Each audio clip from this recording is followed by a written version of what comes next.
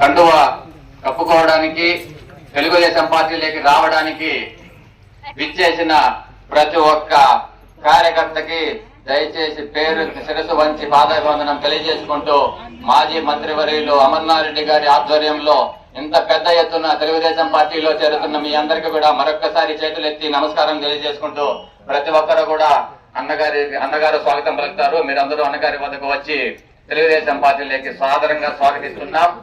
ఈ కార్యక్రమాన్ని ఇంత పెద్ద ఎత్తున దిగ్విజయంగా మీరు చేసినందుకు ధన్యవాదాలు తెలియజేసుకుంటున్నాను.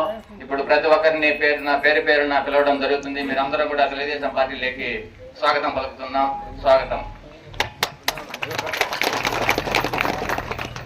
మొదట వెంగరకొండ గ్రామ పంచాయతీ ఎక్స్ ఎంపీటీసీ సుబ్రహ్మణ్యం గారిని స్వాగతం పలుకుతూ హృదయపూర్వకంగా స్వాగతం పలుకుతున్నాం తెలుగుదేశం పార్టీలో. అలాగే మునేంద్ర గారు ముసలమడుగు గ్రామం నుండి ముసలమడుగు గారిని,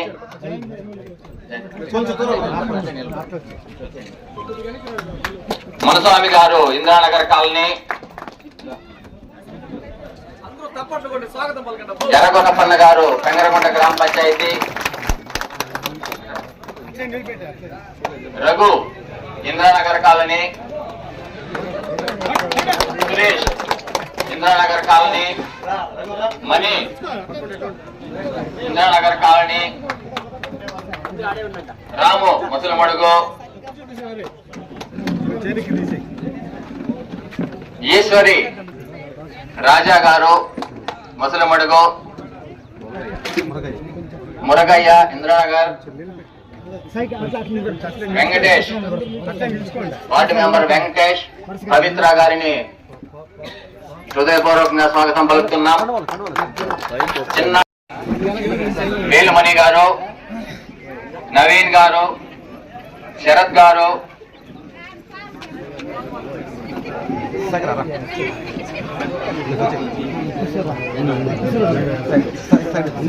అలాగే చంద్రశేఖర్, రాజాబాబు, చంద్రశేఖర్, ఉమాపతి ఏటిగడ్డిండ్లు చంద్రశేఖర్, రాజాబాబు, ఉమాపతి గారిని సాదరంగా స్వాగతిస్తున్నాం.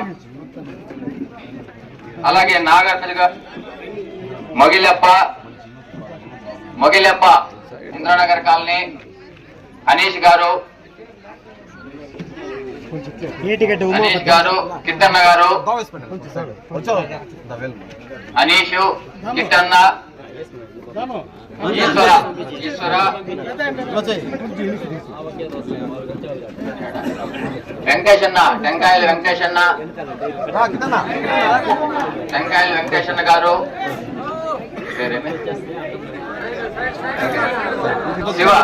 శివ గారు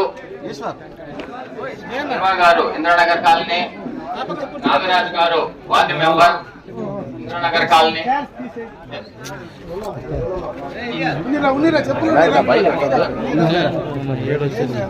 మోహనన్న గారు కడప, మోహనన్న గారిని హృదయపూర్వక స్వాగతం పలుకుతున్నాం.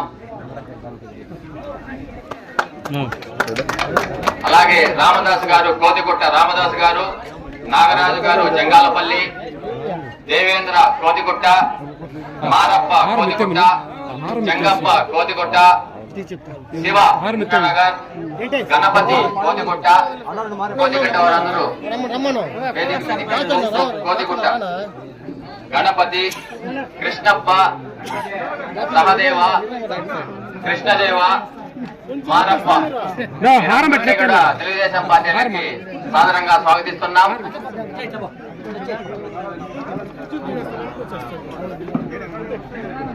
అలాగే గ్రామస్తులు, అలాగే తావడపల్లి గ్రామస్తులు ధనలక్ష్మి గారు వాలంటీర్, ధనలక్ష్మి,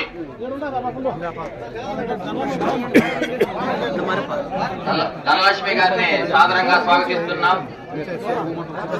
అలాగే రామయ్య గారు తావడపల్లి,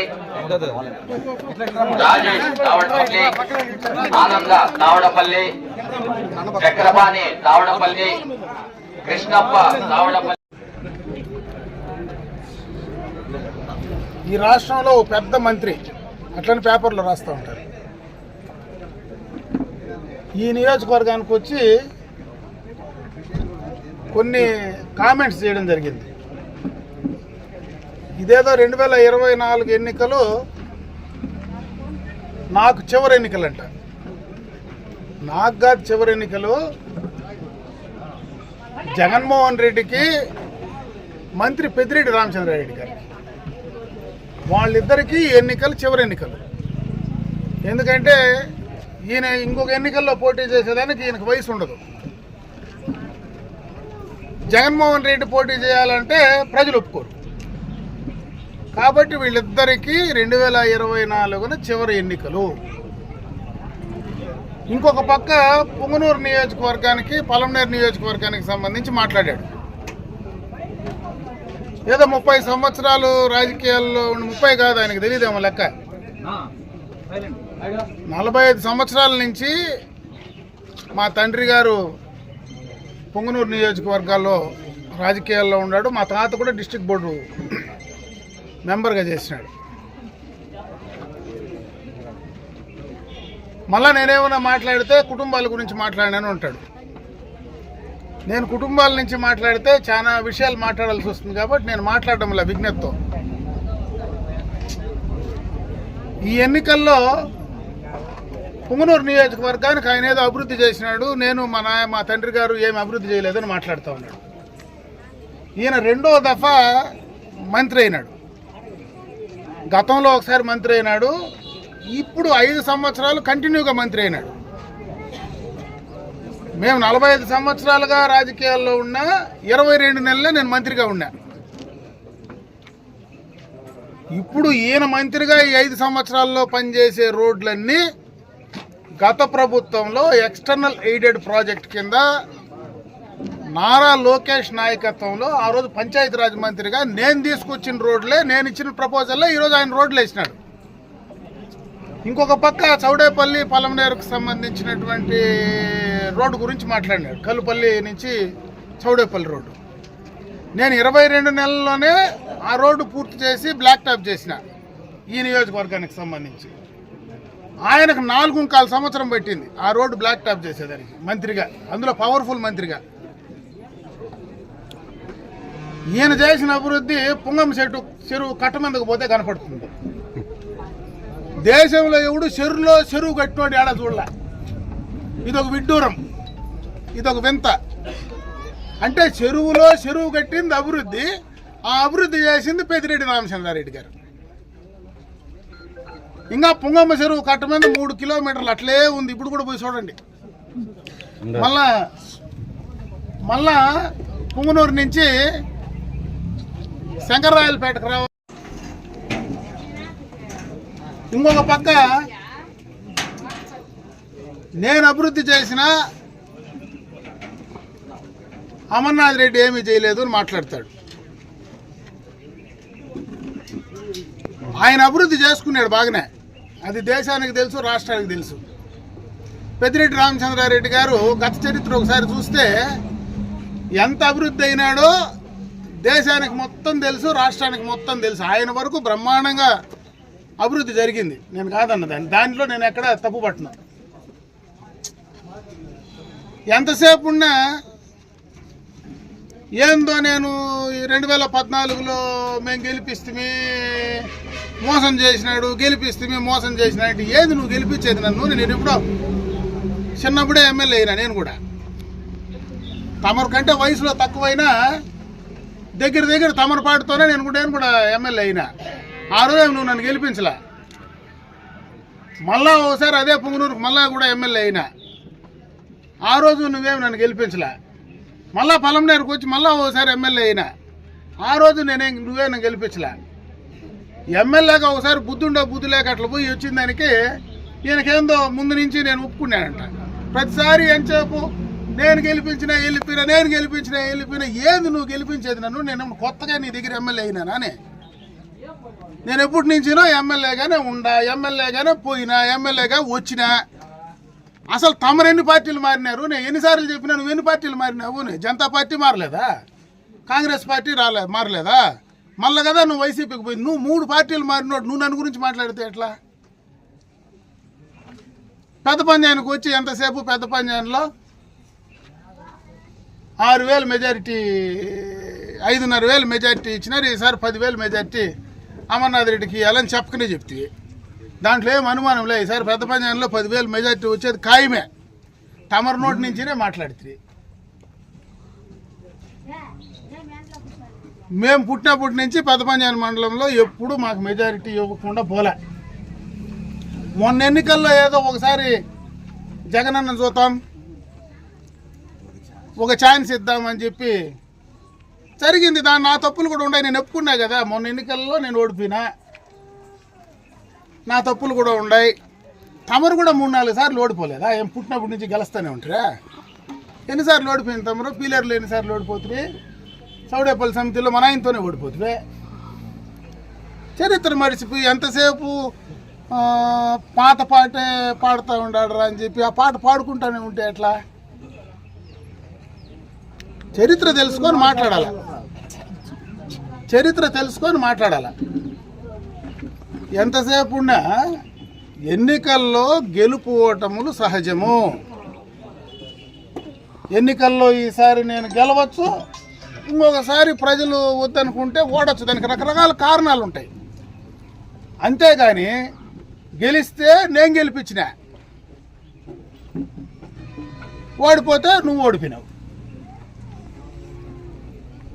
గెలుపు ఓటములు సహజం అనేటువంటి చిన్న లాజిక్ కూడా తెలుసుకోలేకుండా మాట్లాడితే ఎట్లా?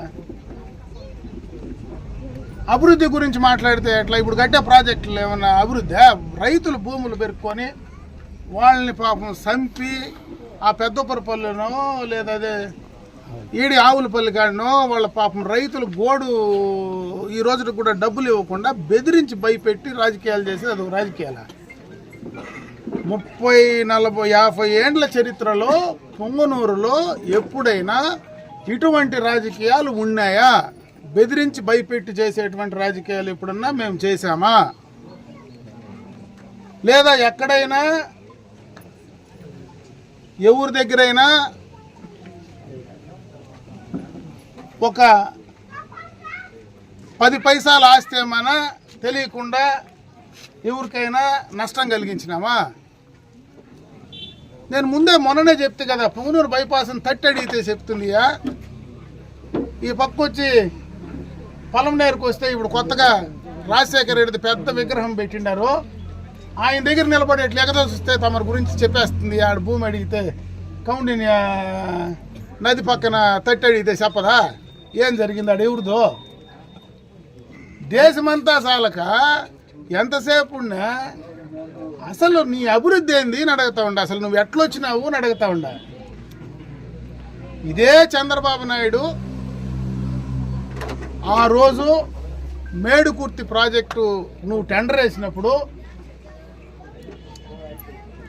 అప్రూవ్ చేయకపోతే ముఖ్యమంత్రిగా పాపం చనిపోయి ఆడున్నాడో పెద్ద ఆయన, ఇంకొక పెద్ద ఆయన డీకే ఆదికేశవులు, ఆయన తీసుకొచ్చి టెండర్ అప్రూవ్ చేసుకొని ఆ రోజు బండ్ల మీద ఈఎంఐలు కట్టకుండా వదిలేసి ఎత్తిపోతూ ఉంటే ఆయన ధర్మాన్ని నువ్వు ఈరోజు వ్యాపారం చేసుకొని నిలబడి నువ్వు కూడా మాట్లాడితే ఎట్లా? దానికైనా ఒక అర్థం పర్థం ఉంది కదా. ఆ మాట్లాడే భాష ఏంది? ఎవరినైనా మాట్లాడేటప్పుడు దరిద్రుడు వేదవా వయసులో పెద్దవాడు కాబట్టి నేను మాట్లాడడంలే. నాకు కూడా చాలా బాగా వచ్చి మాట్లాడేదాన్ని, తమరికంటే కూడా చాలా బాగా మాట్లాడగలను. వయసులో పెద్దవాడు కాబట్టి నేను దరిద్రుడు అష్టదరిద్రుడు నేను మాట్లాడడంలే. నువ్వు తమరు దరిద్రుడు అంటే నేను అష్టదరిద్రుడు అంటే ఏం ఉపయోగం దానివల్ల? అది నా విజ్ఞత కాదు, నేను మాట్లాడు. అంటే దానికి ఏదన్నా ఒక పద్ధతి మాట ఇవన్నీ మాట్లాడుతూ ఉన్నామంటే తమరికి ఏ రకంగా ఫ్రస్ట్రేషన్ ఉంది, ఈరోజు పొంగనూరు నియోజకవర్గంలో తమరు అంగిడి మూయాల్సి వచ్చిన పరిస్థితి వచ్చింది అనేది క్లియర్ కట్గా అర్థమవుతా ఉంది. పొంగనూరు ప్రజలు రెడీగా ఉన్నారు ఈసారి తమరికి ప్యాకప్ చేసి మళ్ళా ఊరికి పంపించేదానికి. ఆడ సక్రమంగా చూసుకో. వీటికొచ్చి ఎందుకు బీరాలు పరుగుతారు మంత్రి గారు అని అడుగుతా ఉండ. కాబట్టి అభివృద్ధి అనేది చేసింది పొంగనూరులో మేమే, రోడ్లు వేసింది మేమే, పలమనేరులో చేసింది నేనే. దాంట్లో ఎక్కడా కన్ఫ్యూజన్ లేదు. ఎవరిని అడిగినా ఏ వర్గాన్ని అడిగినా చెప్తారు. నేను మంత్రిగా 22 నెలల్లో చేసినటువంటి శాంక్షన్ చేసిన రోడ్లే తమరేసినారు. ఆ రోజు నేను శాంక్షన్ చేసి వదిలిపెట్టిన రోడ్లే ఈరోజు నువ్వు వేసినావు. ఆ రోజు నేను ప్రపోజల్ పంపించిన రోడ్లే ఈరోజు తమరు వేసినారు. తమరు కాంట్రాక్టర్ కాబట్టి తమరు వేసినవన్నీ నేను వేసిన రోడ్లు అనుకుంటే ఎట్లా? నువ్వు కాంట్రాక్ట్ పనికి తీసుకున్నావు, నువ్వు కాంట్రాక్టర్గా రోడ్డు వేసినావు, దానికి పంపించింది రాజకీయంగా శాంక్షన్ చేయించింది అన్నీ కూడా నేనే. అది ప్రజలకు చెప్పుకో, అంతేగాని ఇటువంటివి మాట్లాడేది మానుకో పెద్దిరెడ్డి గారు.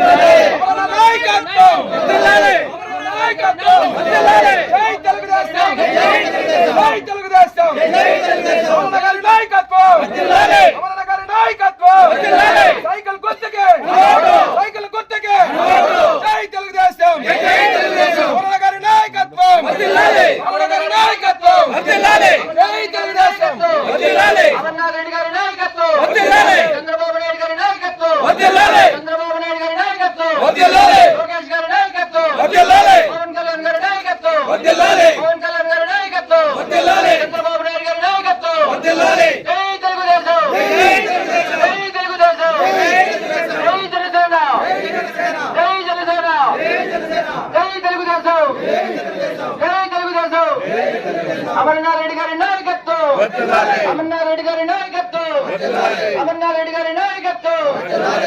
ఇంత పెద్ద ఎత్తున పెంగరగొండ గ్రామ పంచాయతీలో ఇంత భారీ ఎత్తున తెలుగుదేశం పార్టీలోకి వచ్చిన మీ అందరికీ హృదయపూర్వక నమస్కారం తెలియజేసుకుంటున్నాము.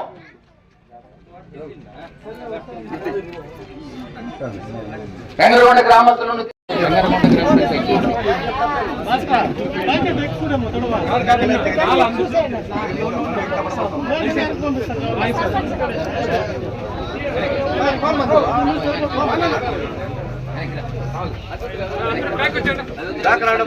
ఇప్పుడు వస్తుందా?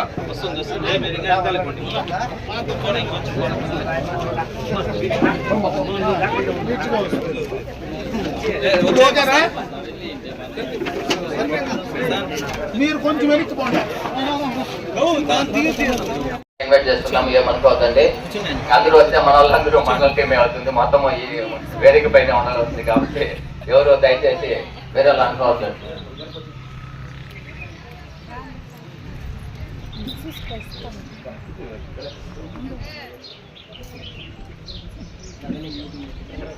పంచాయతీ ఇంద్రానగర్ గ్రామానికి చేసినటువంటి మాజీ మంత్రి వర్యులు కాబోయే మంత్రి వర్యులు అమర్నాథ్ గారికి హృదయపూర్వక స్వాగతం పలుకుతూ వేదిక మీదకి అలంకరించవలసిందిగా కోరుకుంటున్నాము. అలాగే సర్పంచ్ భువనేశ్వరమ్మ గారిని వేదిక మీదకి